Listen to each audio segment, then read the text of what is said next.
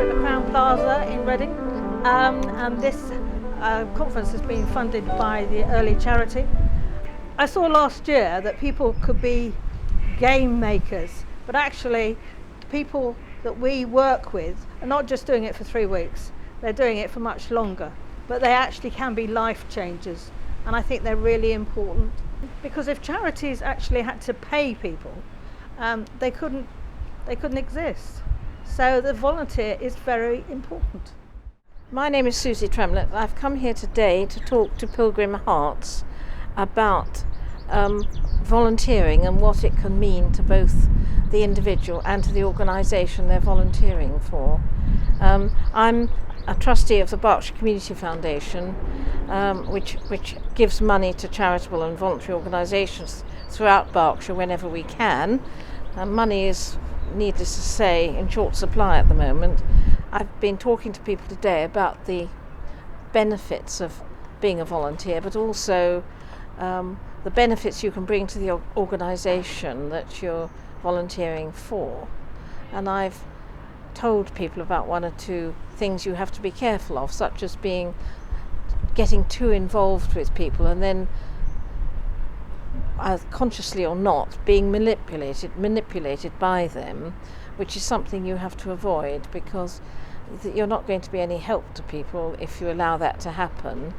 And the other thing is, if you're helping somebody who is disadvantaged in some way, and they want you to give them some practical help, it's important that whatever you do for them is within their capabilities, that you don't come up with something which they're not going to be able to do, because it's really worse than useless, because they'll go away thinking, well, I can't do that, and they'll forget all about it, really.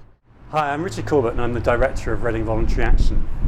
Today I'm talking about the volunteering ladder, as I like to call it, which kind of looks at the different levels of volunteering, because we tend to use volunteering as a single catchphrase, but actually within volunteering there's many different levels of commitment.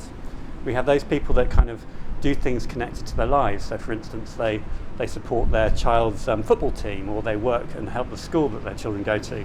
So they see it not necessarily as volunteering, but just part of what they do. And then you move on to those volunteers who start to have a commitment maybe once a week with an organisation, maybe something like helping at Citizens Advice Bureau, but they start to move up that ladder and start to build on that commitment, working with people they don't necessarily know and have no necessary connection with. And then you carry on moving until people start taking on roles which start to look like jobs, where they're working multiple days, taking responsibility for organisations, as a trustee maybe, or working in different manners.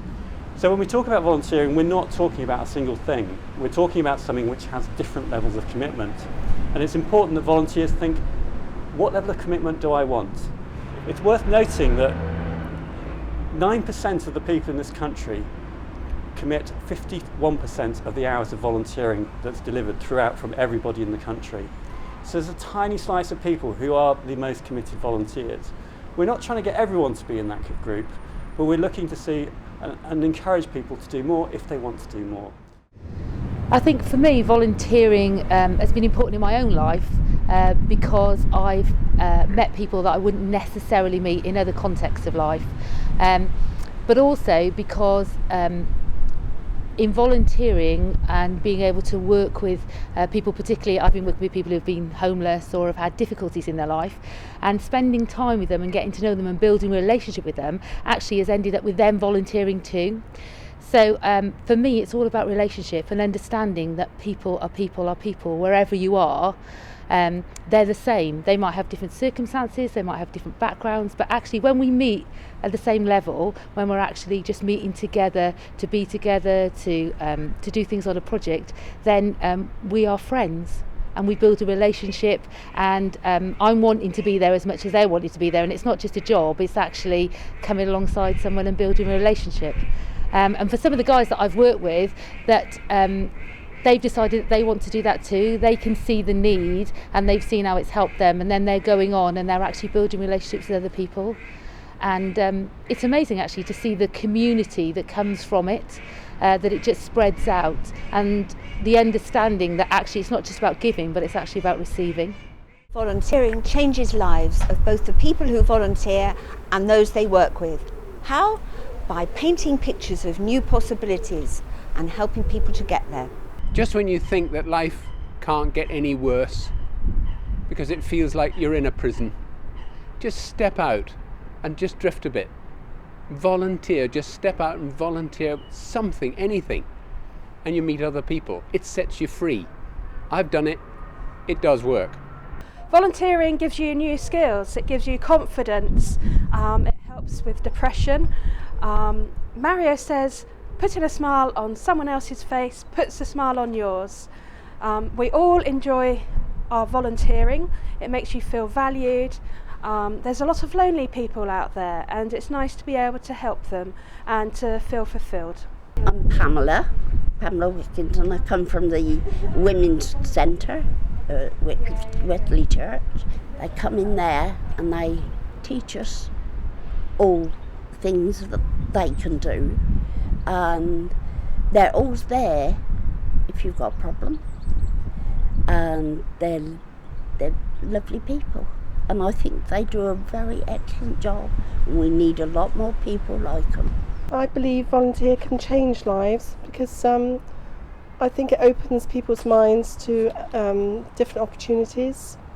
It builds their self-esteem and their self-worth, and I think it's also, as I've experienced so far, it is a two-way learning curve. I can learn as much from what I'm doing as they can learn from me, and you meet friends too, which is very important. And one of our team, one of the things I thought was a rather good idea, she thought of helping children read. So many children fall through the system and never get to read, and so they develop their minds and their learning, and she would like to start a sort of like a reading group to help children, and there's so many ideas out there and so many people that need help, and the more volunteers the better.